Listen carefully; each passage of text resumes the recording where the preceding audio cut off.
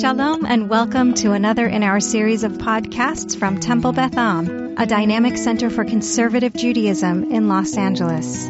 This is a recording from our 2021 Elul Learning Series. We are going to talk about comings and goings. And when I was asked whether I was free to teach on this specific date, I was still in Europe visiting family. As you can maybe hear, I have an accent from Germany, which is where my family lives. And I hadn't seen them in 3 years, so I was finally went to see them. And I came back just a few days ago. So because I was traveling, I felt very drawn to that one line from Ki Tavo, which is one of those blessings and also potential curses that we can benefit or befall, that can befall us depending on how we act and behave. And it is, I'm just going to quote it before we're looking at it in context. Baruch ata bevoecha uvaruch ata b'tzatecha.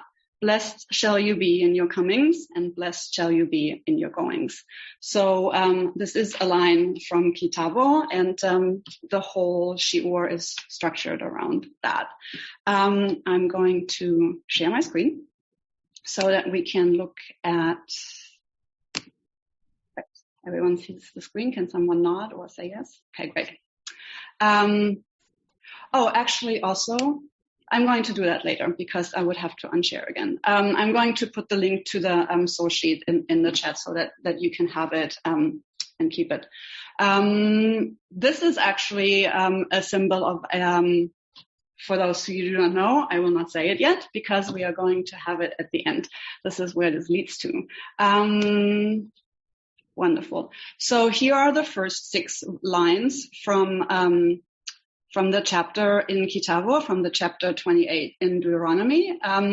If someone would maybe like to read, just the English is fine, that would be great. I'll read it. Thank you. Now, if you obey the Lord your God to observe faithfully all his commandments, which I enjoin upon you this day, the Lord your God will set you high above all the nations of the earth. All these blessings shall come upon you and take effect, if you will but heed the word of the Lord your God. Blessed are you, be in the city, and blessed shall you be in the country. Blessed shall be the issue of your womb, the produce of your soil, and the offspring of your cattle, the calving of your herd and the lambing of your flock. Blessed shall be your basket and your kneading bowl. Blessed shall you be in your comings, and blessed shall you be in your goings. Thank you very much. So this is this memorable scene when half the tribes are standing on Mount Ebal and the other half of the tribes on Mount Gerizim, and the Levites are proclaiming all the potential outcomes of certain behaviors. So if you follow the commandments that you have received, then you will be blessed in a long list of which is this only a short excerpt of, and everything else will be turned around if you don't, and then you will be cursed in all of that. So this is also, as the people are, as we know on the Torah timeline, the Israelites are about to enter the land and to cross the Jordan. So Moses is repeating all the teachings, and I want to look at some of what the classic commentators are saying, because after all, I am a rabbinic student, not too far in the process, and I'm obviously immediately wondering what might Rashi say, but also what might his friends in Mikrot Gedolot say, but I also want to look at other things later on, but we're going to start with that. But before we're going to start with that and to look at those commentaries, I would like to ask the sages of today, you here in the audience, what you might understand under coming and going. What comes up for you when you hear that, and what do you think would a coming and going potentially refer to? And actually, I would like to ask you to think about it for a moment, and I'm going to also stop the share and type your answer in the chat box, but don't hit send yet. Only hit send all together when I ask you to, and then we can look at a few answers from you. So coming and going, blessed will you be, blessed shall you be in your comings and in your goings. What do you think? Or what is it for you? What do you understand for yourself under comings and goings?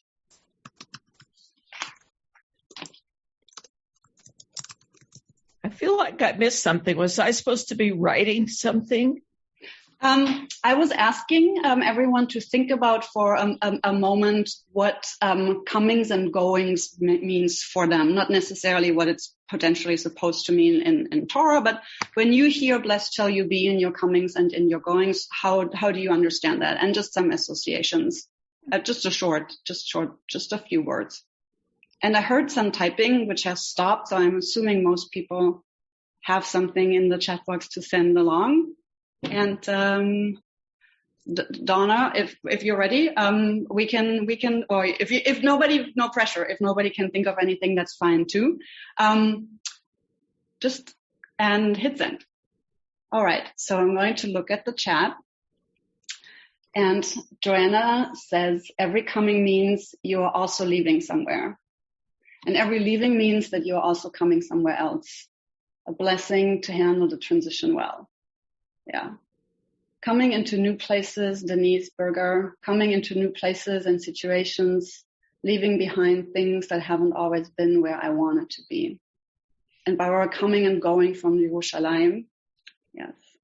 When I leave my home or anywhere I may be, and when I return, have I attended to and obeyed the mitzvot?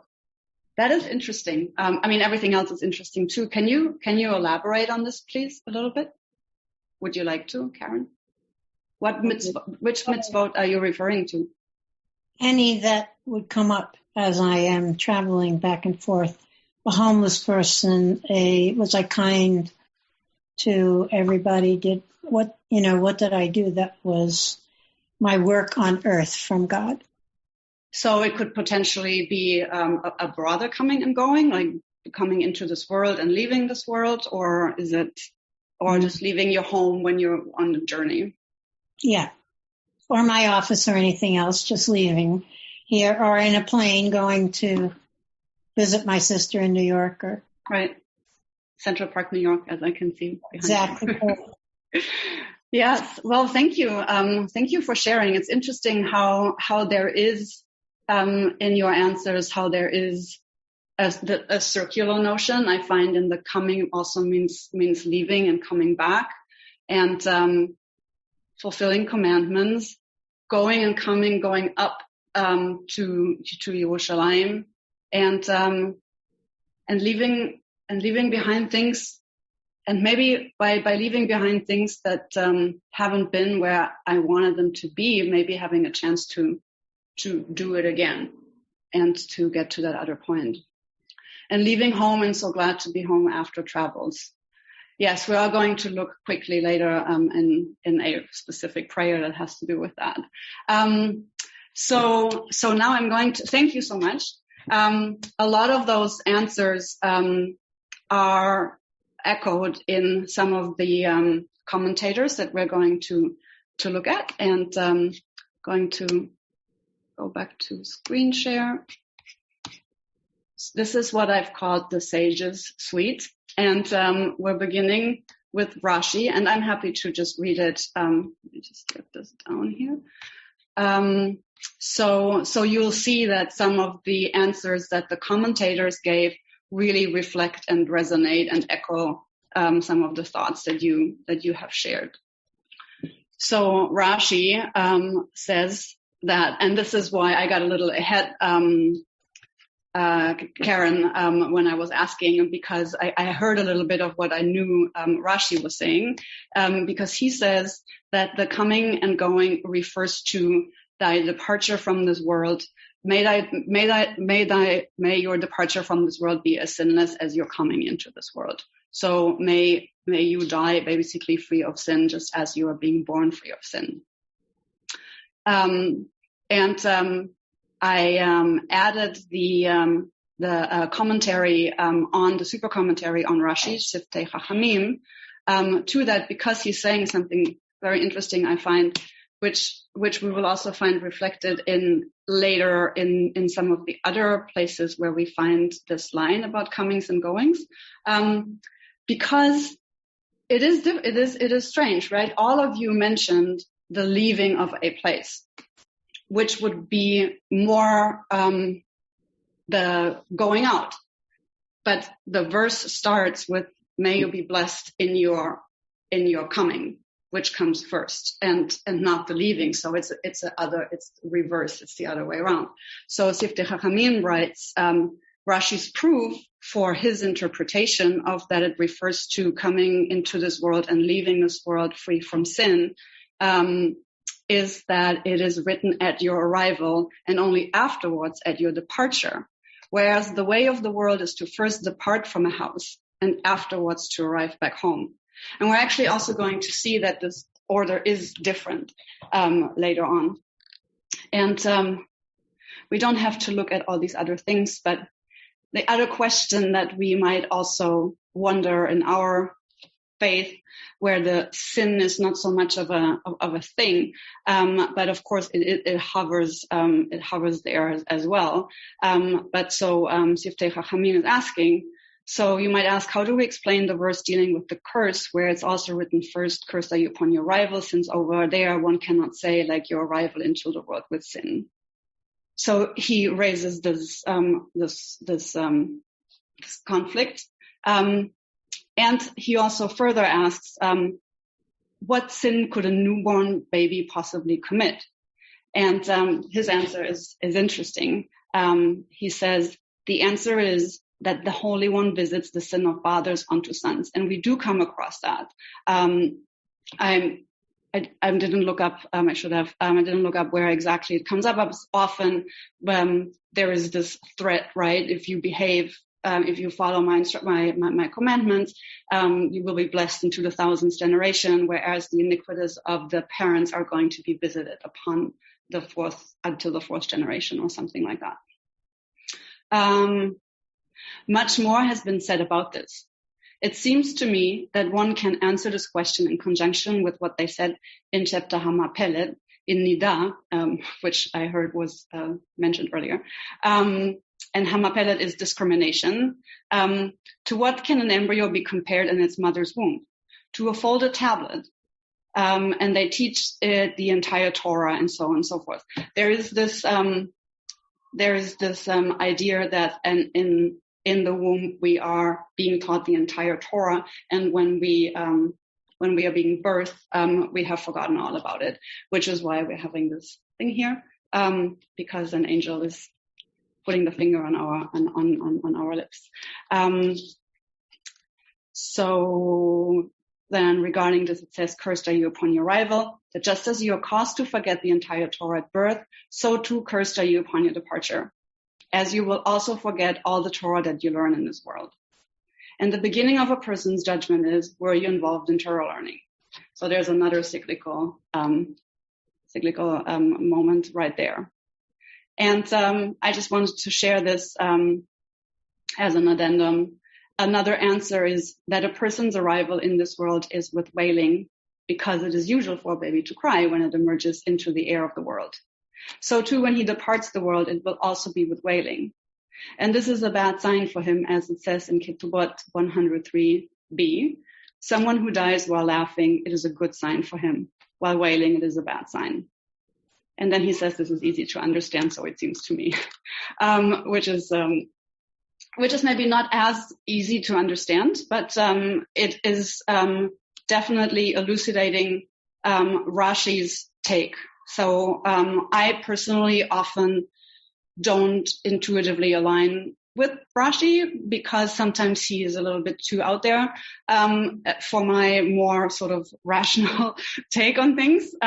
So I was very grateful to see this comment this comment from Siftei Chachamim, and wanted to share it with you.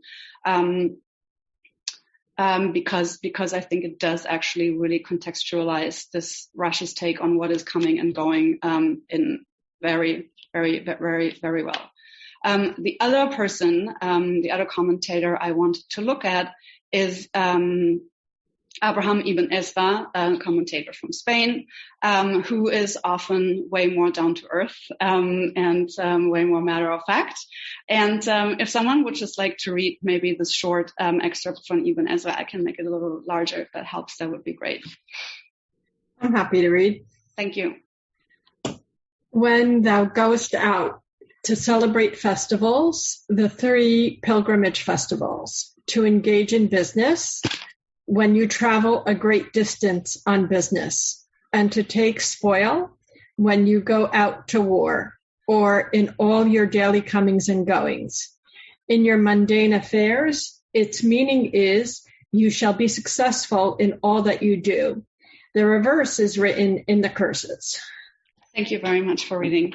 Again, if we remember the answers in the chat, we do see also the Ibn Ezra echoed in there in what Karen was also saying about basically in everything. When I leave my office, when I go to the airport, when I go to the supermarket, but all my mundane comings and goings.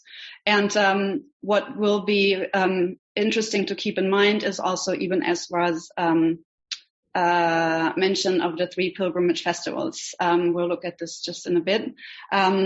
Here right now, also obviously this was a big going to, and the other, I forget who it was, but I know someone, I think Barbara was it, who put the going and coming to Yerushalayim. So this is exactly that. So 1,000 years later, and we're having the same sort of associations with what is coming and going. And going to Yerushalayim was obviously a huge, big endeavor. It wasn't easy, and there were scorpions and highway robbermen and all sorts of other dangers on the road for a pilgrim who was making their way to Jerusalem. So the hope to be blessed and to get there safely and to come back safely is obviously a big concern.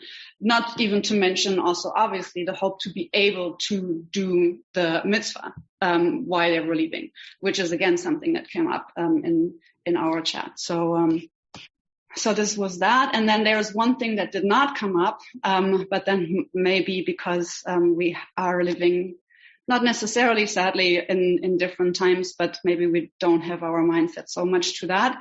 So Chizkuni, another French commentator, says that it refers to coming home from war and after having gone out to battle.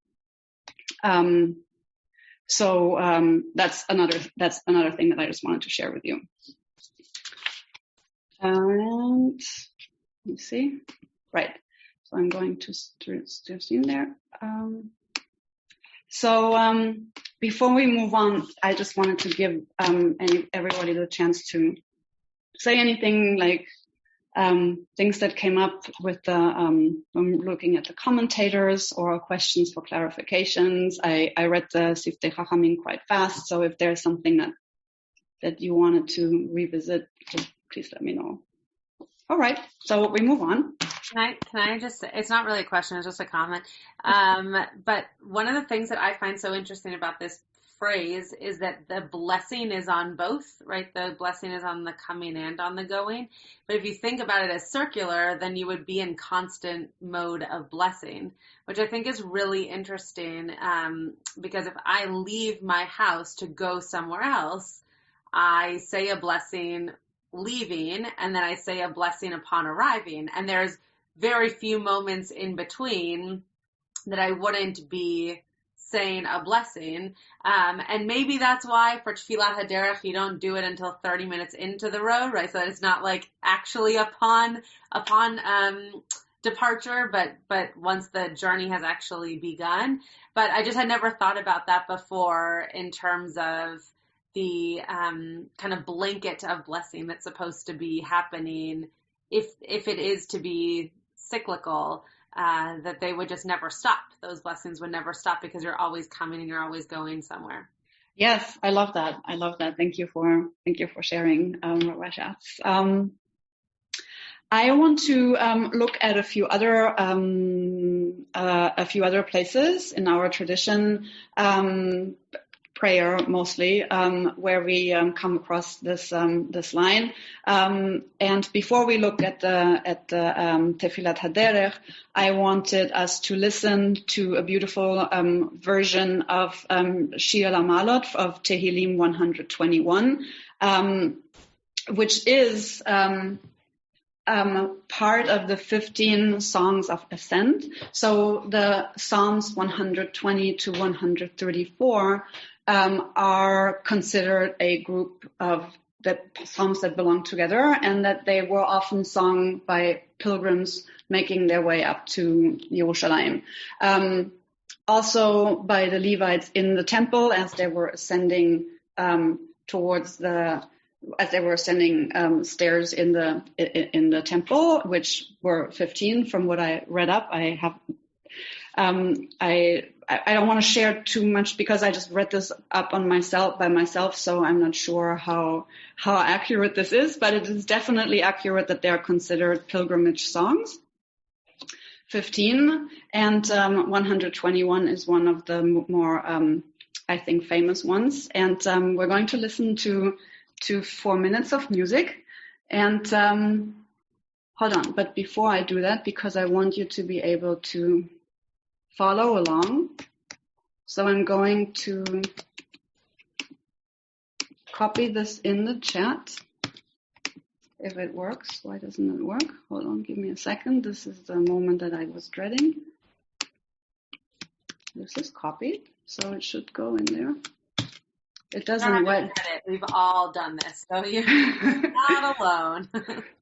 The weird thing is I can't, it doesn't go. Do you want to send it to me and I can try it? Yes. I'm going to, actually what I'm going to do, because maybe I can just send it to you. Yeah. No, I can't. I think it's the copying that doesn't work. So this is too long for me to type. So type it directly into the chat. Directly, don't do it. I have the whole. It's because it's too long. That's why it won't copy and paste. Because it's too many words. So try to do it stanza by stanza. Okay. That's a learning moment. I'm sorry for the delay, but we will have the pleasure of listening to the song, and I think that'll make up for it. Yes. This is the thing. This was the reason. Yeah, I don't know why Zoom has it that way, but it is a thing that you can't do as much text as you want. Okay. But I can do more than one, so I'm hoping that it doesn't take too long. Okay, this should be it. Yes, thank you. Yeah. So these are the words, and now I'm going to share. I have to share sound. Why this is not working? This is I don't understand why, because I'm clicking on the link that says Google Chrome Shir Lamalot, and it doesn't show me. I don't know. Who's it by? Here it is, but do you see it? No. It's by Joseph Carduna. Let me just see if it's in the chat, but this is obviously not what I wanted. But I did want to share it. Share. Here it is. I don't know why it didn't happen. Didn't work. Here it goes. Sorry. Do you hear? שיר למעלות אשא עיניי אל ההרים מאין יבוא עזרי עזרי מעם השם עושה שמיים וארץ אל ייתן למות רגליך אל ינום שומרך הנה לא ינום ולא ישן שומר ישראל השם שומרך השם צילך על יד ימינך יומם השמש לא יקקה וירח בלילה, השם ישמורך מכל רע, ישמור את נפשך, השם ישמור צאתך ובואך מעתה ועד עולם. שיר למעלות, אשא עיני להרים, מאין יבוא עזרי, עזרי מעם השם, עושה שמיים וארץ, אל ייתן למות רגליך, אל ינום שומרך, הנה לא ינום ולא ישן שומר ישראל, השם שומרך, השם צילך, על יד ימינך. יומם השמש לא יקקה וירח בלילה, השם ישמורך מכל רע, ישמור את נפשך, השם ישמור צאתך ובואך מעתה ועד עולם.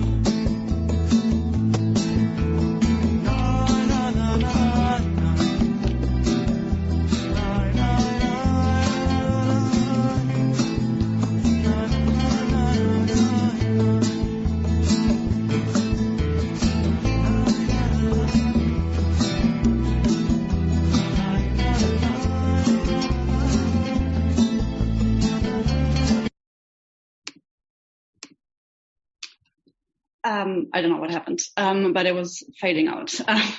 Okay, I will definitely work on these technical skills. But I hope you enjoyed this. I hope you enjoyed the song. It's a melody that's heard often, but I think it's very beautiful, and that it's just a nice way on reflecting. That's why I wanted to share it around in the half of our class, reflecting on the coming and going.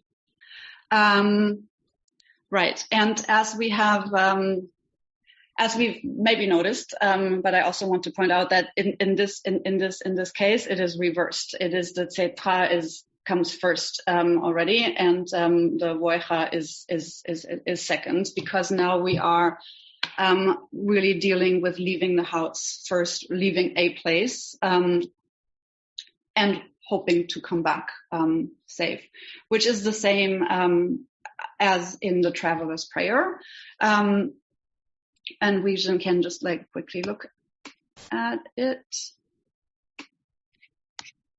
I didn't type everything up. I just took a picture. This is the Koran Siddur. Here you see, may the Lord guard your going out and your return from now and for all time. And it says, Adonai yishmor tzedcha uvoecha me'ata ve'ad olam, which is exactly the line as we see here from Psalm 121. And it is interesting that it echoes this hope, and this is sort of also what Rabbi Schatz mentioned. I find that there may be a constant blanket of blessings, which sort of means that may God guard us all the time in whatever we're doing, and which then is reflected here also in that at the end of the Tefillat Haderech, we are actually having the Birkat Kohanim, which express that idea and that hope, right? Yivarechecha Adonai ve'yishmerecha, which isn't necessarily going and coming, but it sort of continues this thought that we have talked about and seen in those texts. So Rabbi Schatz, this constant blessing and being guarded is, for me, is basically this, what you were saying, is in the structure. So I see Karen has her hand up, and I'm going to stop the share. That's the blessing. That's the blessing that I tell my kids every Friday. Yes. Right? Yes. That is the blessing also that parents say give their children on Friday nights. That is correct. Yes. Correct. Any other questions or comments? So, as I said, one of the reasons why I was focusing or am focusing on this line for this teaching from this very, very long Parshat Ki Tavo, where we could focus on all sorts of different things, but also because I've been thinking how there are two main, maybe almost archetypical comings and goings in our Jewish history context, in our Jewish journey, as it were, right? There's this one big going, which is the Exodus, and there's this one big coming, which is the coming of the Israelites into the land, and how this is also circular, right? Because the moment that is about to happen on the Torah timeline, when Joshua leads the Israelites into the land, this is not the first time that some ancestors are entering that very same land. They have been there before. Karen, another question? I was just thinking about, before I came to Temple Beth Am, I was an unlearned Jew. And I came to Beth Am, and now I'm a forgetful Jew, but I used to know a lot more. But I have taken on rituals and so on and so forth. So it was like a spiritual journey of leaving and coming, an empty space and a full space. Yeah, thank you. I'm hoping also that I will be blessed in filling even more knowledge over the time in Beth Am, and I have a feeling that might happen because with learning with all of you together is great. So yes, so in terms of the cyclical coming and going, and at the same time also this, which is also a very linear process, right? Because one could say there's the cyclical coming and going, and at the same time, though, of course, there is one direct linear goal, right? From the Exodus, from Egypt to the Promised Land, to the land of Canaan, which is the big coming. I have been talking a lot about this cyclical thing and the coming and going. It has come up a bit, and the reason why I've been thinking about this actually happened. I was inspired by it in a class at Ziegler last year, in my first year, when we were looking at several milestones in the Torah, in several books, and one of them was in Parshat Vayeshev, which obviously is way back in the beginning from where we are right now. But it is interesting because what I learned there was that there's another Rashi commentary on this line, that Jacob was dwelling in the land, sitting in the land where his fathers had sojourned. And the commentators are abound about this line. And there's also obviously a Rashi who's giving a long reason for why that is and why this is written so. But the thing that I found interesting, and also interesting in our context that we've been talking about here, is that he uses the word he says, the Torah goes on and explains all the events that happened until this very moment when Jacob is settled in the land. And the Hebrew that Rashi is using is Gilgulei Sibatam. So he's talking about Gilgulei is turning, rollings. So he's talking about, he's calling it the rollings and turnings of the reasons for these various settlements. And I'm actually going to share that. I wanted to show that. Where is it? I have it in my sheet right here. So as you can see, this is the long. It's an excerpt because this Rashi commentary is very long, but this is what he is saying, all the events that until he settled down, and the translation that's in Sefaria calls it the events.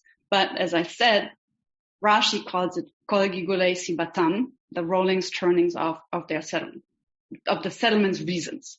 So all the Abraham coming into the land, and there's a famine, and then he has to leave, and then they're in Egypt, and then they come back again, and then well, Isaac is the one generation of the patriarchs that remains in the land, but then Jacob obviously leaves, marries Rachel and Leah, comes back, and then Joseph is being, sold into slavery in Egypt, and then the sons come up and bring Jacob. So there is, this is happening, like the Jacob has to leave again is coming after this line, of course. But so this is what is the first generations and the first instances of our ancestors in the land is a constant coming and going.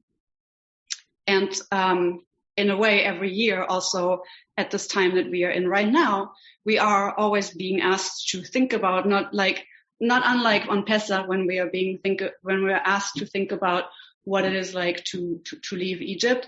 But I always feel this year we are being asked to imagine what does it mean to come to a new place and to leave the place again and to return and to leave again. So that's why I found the cyclical aspect so interesting. And at the same time, I also find it interesting because this root here, Gilgulei, is related to the word for wheel, and which is Galgal, and also the stone monument that the Israelites are being commanded to erect once they have crossed the Jordan, and they are commanded to do this also in this week's Parsha in Ki Tavo, is going to be erected at a place called Gilgal.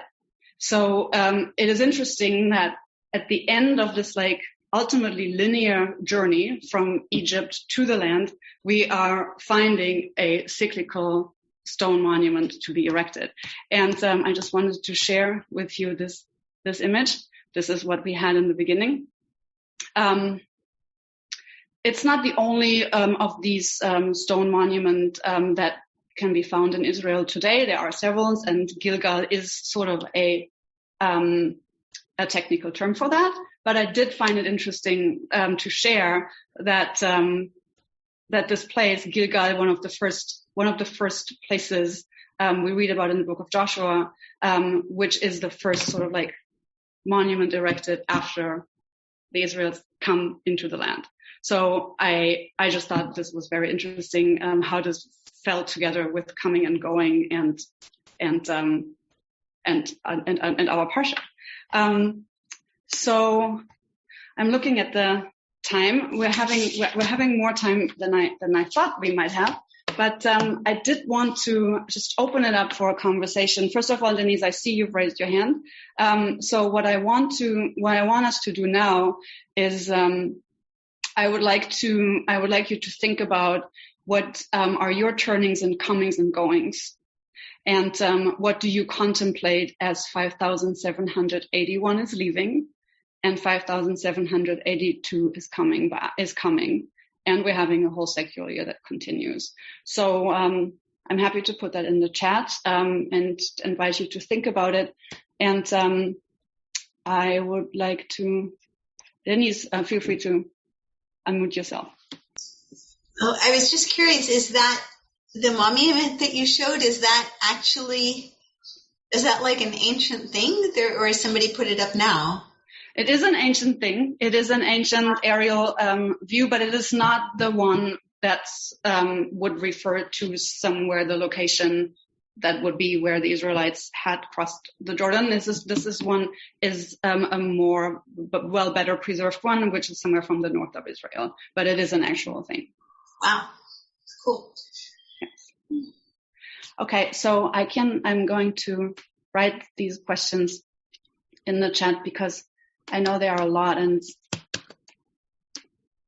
it's a lot here. Those are the three questions that I would like for us to talk about in terms of where it's full moon Elul. So it's 2 weeks left, and the returning and coming and going is always a big thing, and especially often when we're on a school calendar.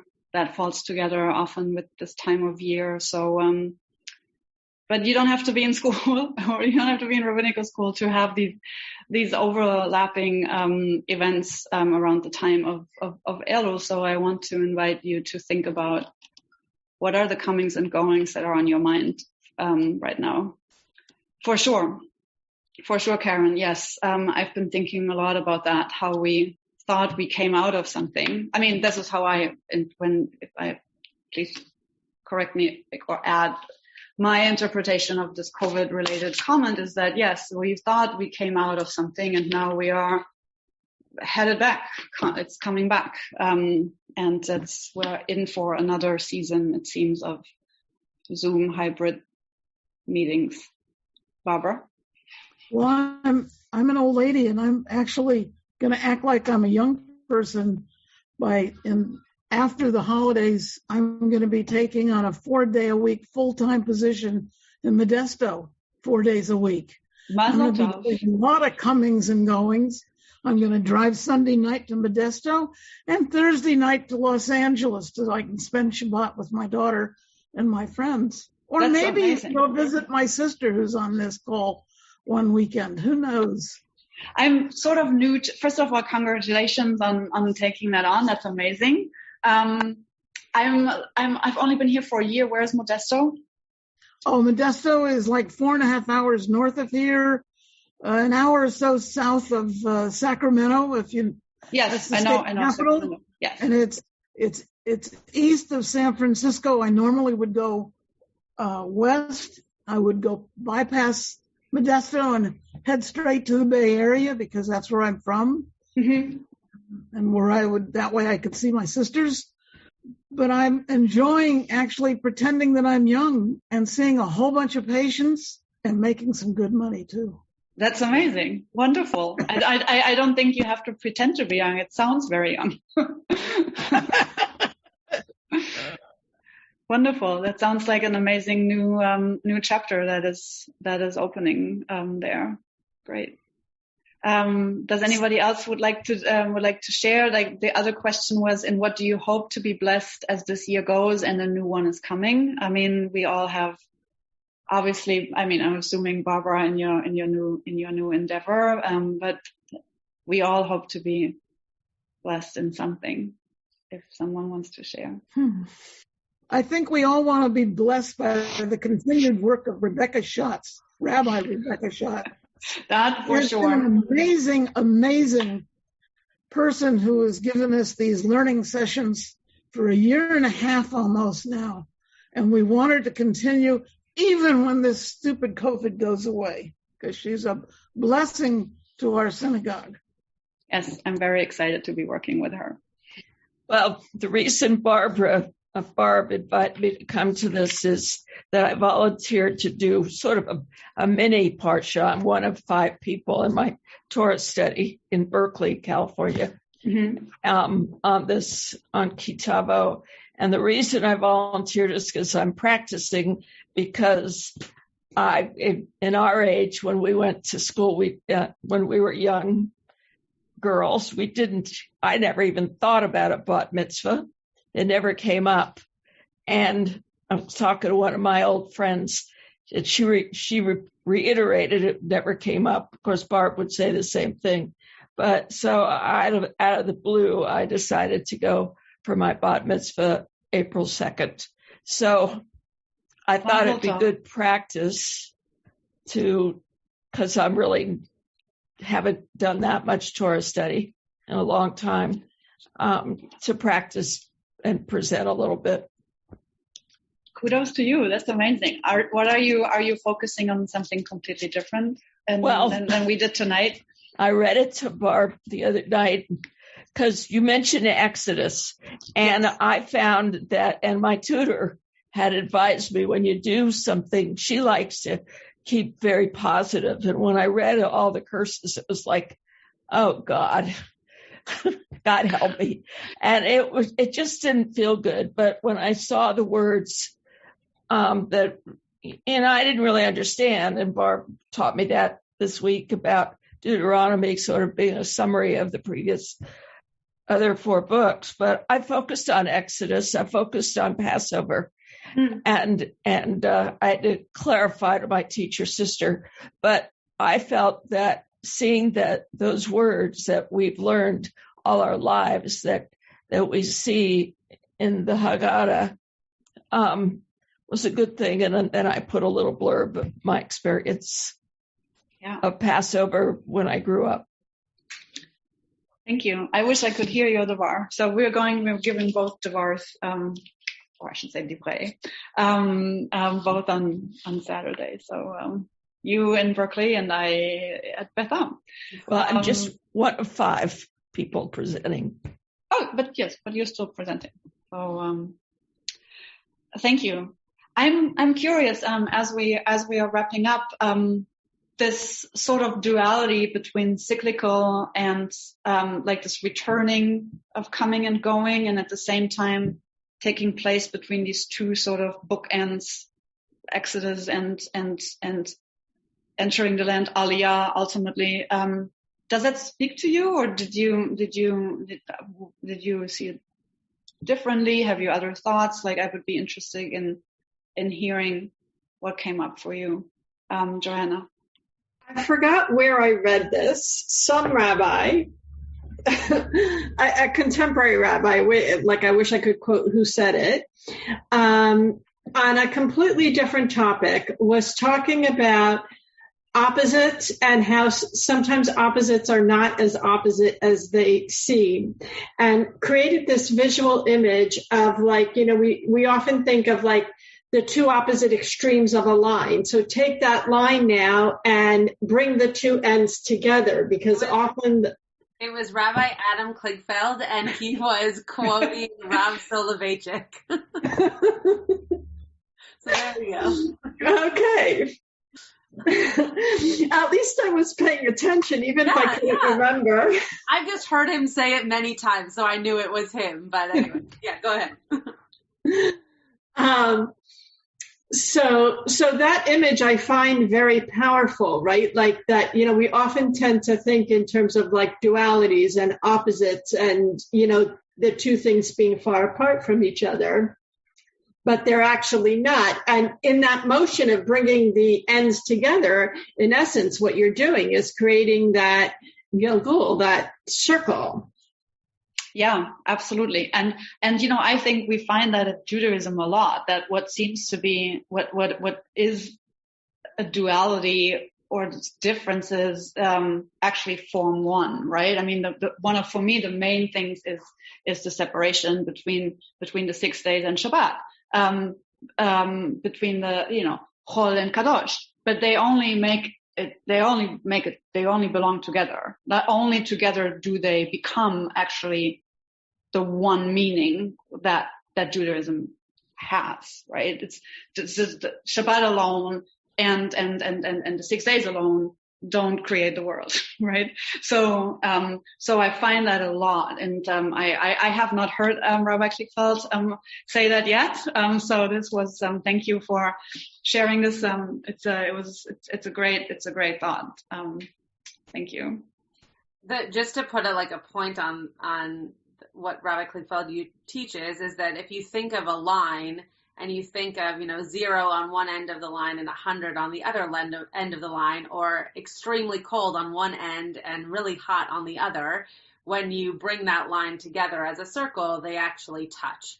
And so how is it that very fine line that is the only part of that makes it a difference on either side, how do you not see them as completely separate on opposite spectrums, but actually touching and more similar than different? And the thing that I was going to share is that I think we just lived through really a year and a half, but if we're just talking about high holidays, a year of constant unknown of what's coming next, right? And a sermon that I'm brewing on is this idea that 18 months ago, every time we said goodbye, it was very different than the way that we say goodbye now, because we don't know. Now that we've lived through this pandemic, we have the ability to to think about what it was like to say goodbye to someone and then not see them for 11 months because you weren't able to.